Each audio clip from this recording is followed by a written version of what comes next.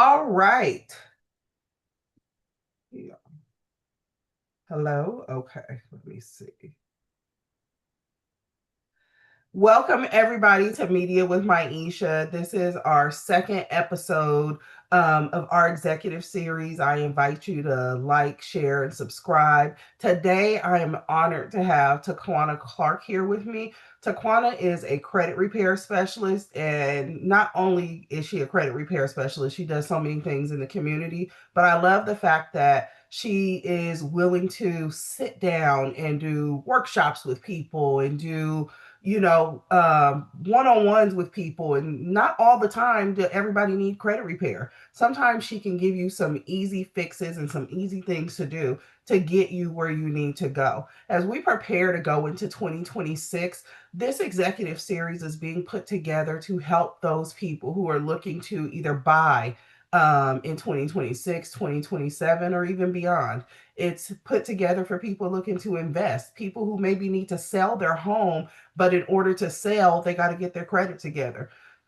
A lot of people, whether you know it or not, just because they own a home doesn't always mean that their credit is in a place to where they can sell and buy again. You can always sell your property, but can you buy again? So before we even get to putting a home on the market, we got to make sure what's your next step, where you plan to go, and how can I help you get there? So, does your credit need repair? I've had clients who have had to go through credit repair for a couple years before they were ready to be able to sell their home and move to their dream home. So, I want to welcome Taquana today. Hey, Um, hey. Thank you so much. Taquana is with Credit Lift, and so she is here to talk to us about all things credit. Welcome, Taquana. I'm so happy to be here, Myiesha. Thank you for having me on your platform. Thank you for being agreeing to join us today. Let's get started. What mistakes do you commonly see on credit reports that most consumers would never notice? The main mistakes I see, and a big one, is an authorized user account, which in our industry we call AU. Someone has a grandma, grandpa, daddy authorized user account reporting, but since that authorized user trade line has went negative. So, maybe they started falling on hard times and had to use the card. So now it's over the 30% utilization, or maybe they paid a couple of late payments. So now that very account that was supposed to be helping them, that was the initial goal, is now hurting them, and that consumer is not aware that this account is hurting them. Wow. Do multiple inquiries and all of that hurt people's credit too sometimes? It does, but it depends on whether they're shopping around. So if your client rolls up to you, Miss Myiesha, and they're like, "Hey, I'm shopping for a house," as long as they're shopping for that house within a 30-day window, it counts as one inquiry. So that won't Gotcha. hurt. But if you have those people, out there just applying for credit and they know that their credit is not quite where it needs to be, now that's going to hurt them because it counts for 10% of their credit score, and they're not doing it with a goal in mind. They're just doing it for the sake of doing it, getting denied, and ideally they don't want to see any more than three inquiries across all three credit reporting agencies. So yes, it can hurt, but if you know what you're doing and you're doing it intentionally, you can strategically do it within that 30-day window when you're shopping for a home or a car. Okay, nice. Now, what are the biggest obstacles that people face when they're trying to improve their credit? The biggest obstacle is making sure that the boat is no longer sinking. If the boat has a hole in it, it's really hard to start trying to repair something that is still broken. So I say that to say this: if a person knows that their finances is not together right, they're not making an adequate amount of income to cover what's going out and their expenses, then ideally they can't get their credit right because they're going to keep on dealing with late payments. They're going to keep on dealing with things going to collections because they can't satisfy their monthly obligations. And when they're trying to repair their credit, even if they are successful with getting some things removed, if something new negative hits, we're cutting off our nose to spite our face. We're taking a step forward and three steps back. So that's the main thing that I see. Okay. And so another question, when people are thinking about buying a home, when people are looking at um, getting in the game, what things do, like, why would they contact a credit repair specialist versus trying to fix it themselves? Because you hear people like, I'll just write a couple of dispute letters, or I'll do this, or I can fix it myself. And some people are successful, but some people aren't. So tell me, what would be the perfect client to come to a credit repair specialist versus trying to do it their own on their own?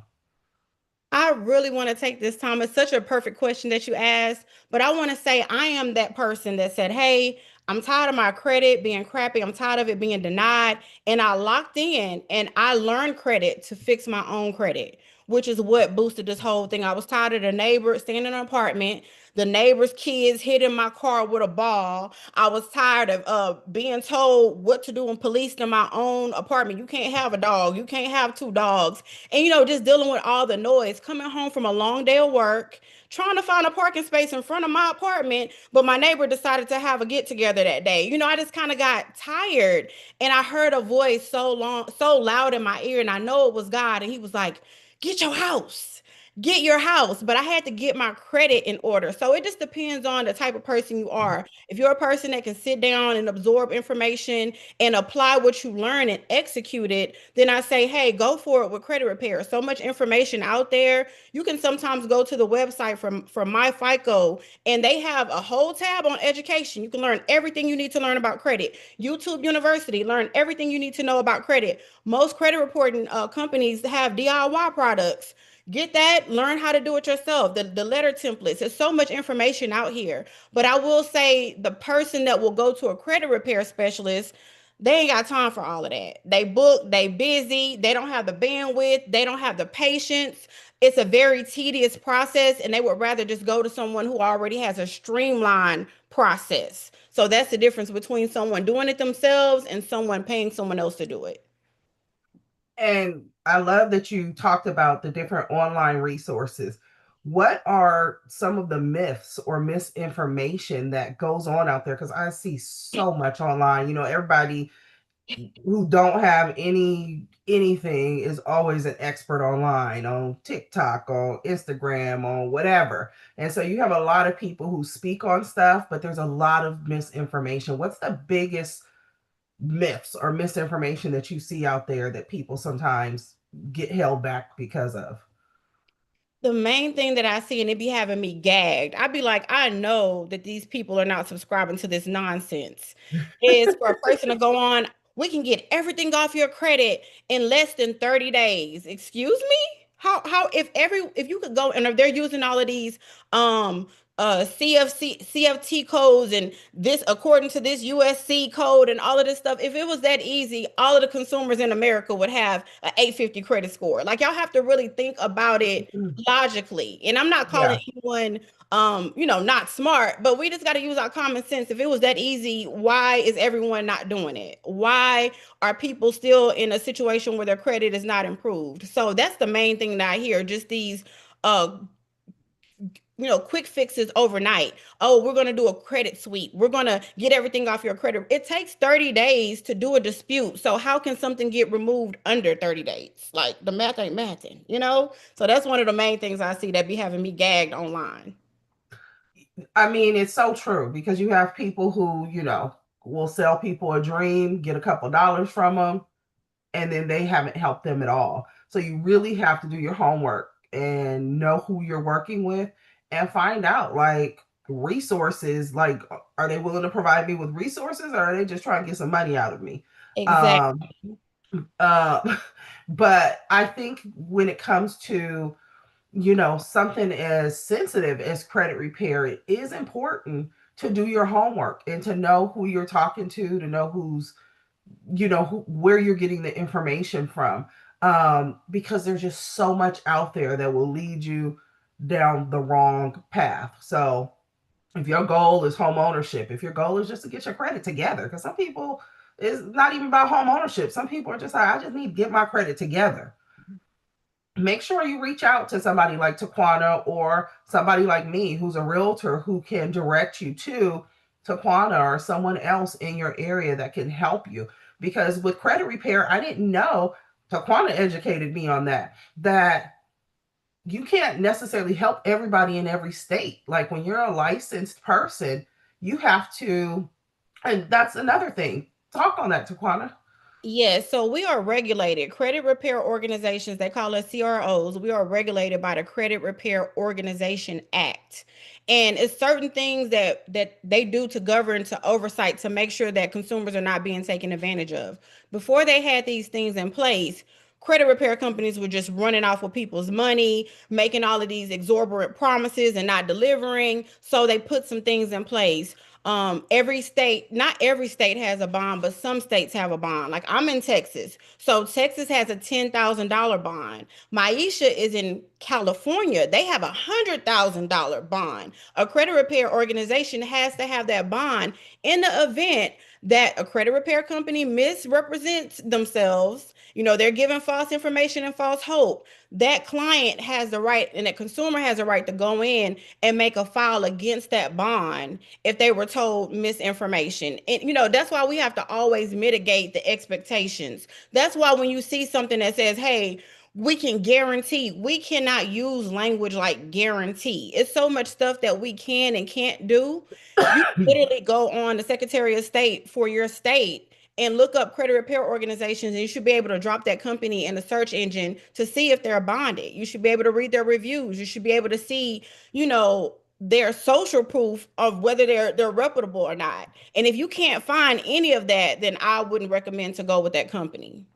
That's so good and so important. So take that nugget, you guys. If you've been wanting to get into if you not wanting to get into, but if you do want to get into credit repair, but if you need credit repair, make sure you're working with a reputable company. Like she said, go to the Secretary of State website to see if this company actually comes up as a legit company. Is there a website? Are there reviews? Can I Google this company? All of those things are important. Same thing as a realtor. Like Google the people who you're working with. Find out, are there any reviews on them? What kind of business do they do? Not saying that a new realtor can't help you who hasn't done any business, but do you need somebody more knowledgeable to help you? Or are you, okay with using somebody who may not be as knowledgeable, but is eager to help you? So just make sure you do your homework. Do this. Another question I have to Quana is, what are the first things that you look at when you're helping someone with their credit? What are the main things that you analyze on a credit report when you are helping people? I know score, of course, but what are some of the main things that you're analyzing? So, an overview of a credit profile, we have 5 factors that play a part of the credit profile. But there are some other additional factors that we do look at and we take into consideration. So, the first thing that I look at is personal information. That's going to be, how is someone's name being reported? Is it spelled correctly? Are there any variations of the name that the person is not even aware of? We know it may be a maiden name and a married name, but if someone has, if it's Taquana Simpson and I've never went by Simpson, it's an indicator that maybe someone has used my information in fraud. So I'm looking at those types of things. Are the names spelled correctly? Is the date of birth correct? Is the last four of the social correct? Are the addresses really that consumer stayed in, or all of the or address reporting correct? And like, if let's say if you stayed in 3322 Yellowstone Boulevard, unit 2702, but they have unit 2706, I'm going to dispute that 2706 because it's not correct, and that client, or I've never stayed there. So we just got to Got make you. sure all that personal information tracks, because it could be an issue down the line to indicate identity theft, commingle credit files, an array of issues. So that's the first thing that I attack, is personal information. Got you. What do you determine can legitimately be disputed versus what must just be rebuilt through good habits? Because sometimes you just got to pay. Sometimes there's just no disputing. So speak on it. Yes, I'm gonna keep it all the way funky with you, as they used to say back in the day. So dealing with that, ideally anything under the Fair Credit Reporting Act, anything can be disputed. So I keep my little book to the side of me at all times, and I always kind of reference it. I thought I pulled the book down, but I think it was a different book. I always reference the Fair Credit Reporting Act, and it says that as a consumer, we have the right to ask for them to verify any account, right? So any account Okay. ideally can be disputed, but ideally, also in the Fair Credit Reporting Act, if that account is deemed verified by that creditor, by the debt collection company, it stays. it stays. And sometimes, like Myiesha said, y'all just got to pay them people, especially if it's a more recent account and you know, I need to get into a house by tomorrow. I have a $2,000 collection and I've done everything. I've disputed it. It's been verified. I asked for a method of verification. They sent me the contract that I signed with my signature and said, we know this account is yours. The next thing to do is go ahead and pay them, call them people and pay them people. And Last sometimes they'll December, settle with you, right? yeah, sometimes they will. You know, we always so dealing in situations like that, we ask for pay for cure, pay for delete, but it's all at the discretion of the creditor.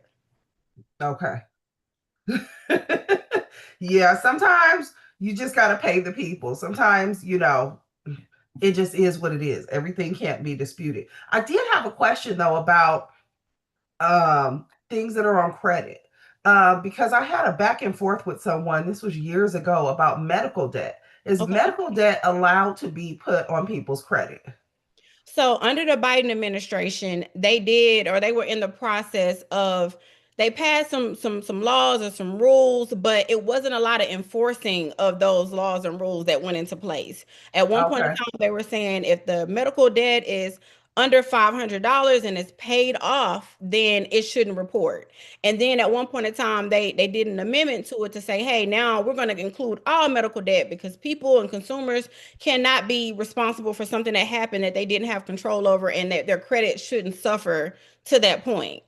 But good old Agent Orange came in office, baby, and knocked all of that out of the box. He was like, "No, we're taking that completely off the table." So now medical debt is most definitely considered, and it's other ways. So it's workarounds around medical debt. You can call directly to the billing company of, anybody that do billing and coding. They always inflate the cost of everything. They have, oh, we used two or three gloves, that was $500. You can contest a lot of the stuff and use that contestation as leverage to get that item removed.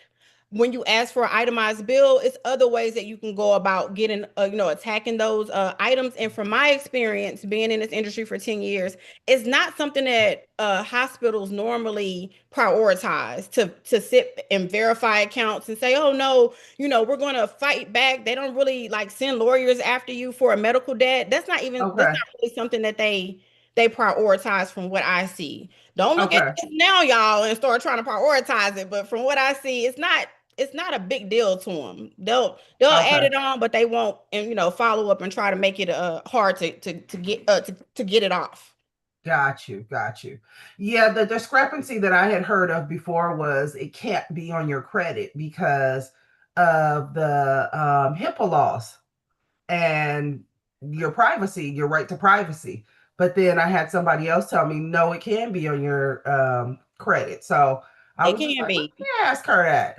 HIPAA is more in reference to, um, yeah, I was in a hospital because I had this condition. If they have it on your credit report, the condition, that's a HIPAA violation. If Right. you're saying that you went to this hospital and incurred this bill amount, that's not a HIPAA violation. Now, Got you. what they may have been talking about is a strategy that credit repair specialists use is writing that hospital directly, asking them to verify the account. When they send the verification, it may have that person's personal information, what they went to the doctor for, and then they use that as a HIPAA violation to say you were not supposed to send, this person that, but they're sending it to the person. So how can a person violate their own HIPAA? So it's just another strategy that people use, and it sounds sexy. Oh, we're going to use HIPAA to get these medical bills off, but not so much, not in my Got experience. you. Got you. I'm glad I cleared that up. All right. What tools or apps do you recommend for monitoring and building credit the right way? So that is a real complex question, believe it or not. I will say go to the OG. The OG, the originator was is FICO. It's FICO. Fair Isaacs and Co. They were the originators. They came out with a credit scoring model in 1989. I am older than credit scores. I was born in 82. It came out in 89. So they're going to be the most credible, reputable source for all things credit score, credit report related. They have a mortgage score, they have a car score, they have a bank card score. They have all the scores that you need. That's the most reputable place to go. Okay, wonderful.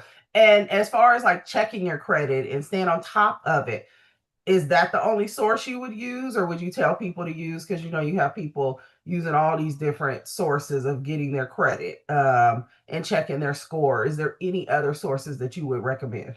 Yeah, absolutely. They can use www.annualcreditreport.com. Something very interesting, and y'all go ahead and clock this T and pin this. As of the pandemic, it used to be every year that you can get a copy of your report and it's free, but now it's every 7 days. Since the Oh pandemic, if wow. you want to go on once a week, every Friday, and pull your newest credit report, you can download it straight to your computer every 7 days. Now, what it doesn't include is your credit score, but it will have your consumer file from all three credit reporting agencies. I will also say there are other variations of credit scores. My clients personally, I have them use My Score IQ, Identity IQ. These are just third parties that have replicated the scoring model of TransUnion, Equifax, and Experian with the Vantage scores, and then FICO with their FICO scores. And they're using the same formula, so you're kind of getting in ballpark the same type of scores. What Okay. I will say is a free thing that a lot of people use is Credit Karma. I'm not completely against Credit Karma, but they are missing one out of the three credit scores. And Credit Karma is more so in place to sell products. They're selling credit cards and secure credit cards and loans and things of that nature. So that's the draw. That's the, what do they call it? Whenever a person use a lead, they use a lead to get people. That's the bait to bring you in. Come To over here get and you, look at these yeah. two free credit scores. But while you're here, we're gonna try to sell you a million things. And I'm not knocking it, right? But I will say Right. a person wants the most accurate information. My score IQ and no, I'm sorry, my FICO score, but then my score IQ, identity IQ, there are other products out there that are comparable to it. Nice. All right. Last question. Um, so we can wrap this up. What's one thing that you wish everyone understood about credit that could change their financial lives? The one thing that I wish that everyone understood about credit is that knowing is half the battle. And that's on G.I. Joe. You can't just ignore the credit. You can't just feel like, oh, it'll work itself out some kind of way. It's a proactive thing. So I know it's not necessarily like, the meat and potatoes, oh, this does this, and if you do this and you do that, it's more so of just getting intimate with your credit profile. What's reporting on it? What's missing that should be on it? It's different factors. I did kind of want to touch on the factors. So I feel like a well-rounded credit profile is this. If you have this, y'all go ahead and clip form this. If you have this, you have everything you need. You're jumping off the porch, you're getting your credit profile. If you get anywhere between 3 to 4 credit cards, not all at one time, guys, over a course of time, 3 to 4 credit cards, that's your revolving credit. It counts for 30% of your credit score. That's one leg of the race, right? Next, you want to get a couple of installment loans. A lot of us already have those. That's your student loans, that's your car notes. You may have some personal loans on there, but you want to get one short term, something that could be paid off in less than 12 months, and you want to get a long term, something that's old, it will take 2 years or longer to pay off. So now you have your 3 to 4 credit cards, you have your two installment loans. That's pretty much a good foundation, and you build off of that foundation. And it's simple. Keep the credit card utilization 30% under. If you're a pro, 10% and under. And then you make sure you don't miss any payments with the installment accounts. And over time, people that have 850 credit scores, I noticed they have 21 plus trade lines. And it doesn't have to all be open. Over time, they may have got a car, paid it off, bought another car. So that's a new trade line. That's a new trade line. So if you start having a profile that looks like this, a good credit mix, and then the mortgages are icing on the cake, they actually give a different weight installment loan wise to mortgages because they're looking at it like this, Myiesha. This person ain't going nowhere for 15, 30 years. Right. They're stable. Yeah. They're a good bet because they want to keep their roof over their head. They're Yeah. locked in. And if a person can do all of that and walk and chew bubble gum, they'll be all right. I love it. I love it. Thank you so much, Taquana, for coming and speaking with me and imparting all of your knowledge. If you guys have more questions, if you guys want to check Taquana out, please follow her on Instagram. She has several videos. She's constantly just giving so much information. Like, these are the things that you want to do. These are the types of people you want to follow. People who will freely give information without wanting to be paid for it. People who want to see you win, and people who are willing to say, "Hey, these are the things you can do." Now, yes, I can do it for you. I can help you with that, but these are the things you can do to get yourselves where you want to be. So Taquana is one of those people. And so definitely follow her, check out her page, check out her videos, and make sure that you check in with her if you do need some type of help with credit repair, whether you're in Texas or California. Check in with her, check in with me. We will get you guys where you need to go if your goal is home ownership or just get your credit together and coming into the new year. Definitely reach out to us. I encourage you to like, share, and subscribe on Media with Myiesha. And until next time, I'll be back next week with another professional with this executive series talking about more things that can prepare you moving forward with your financial picture. Thank you guys. Thank you for having me, Myiesha. Y'all take care. Thank you.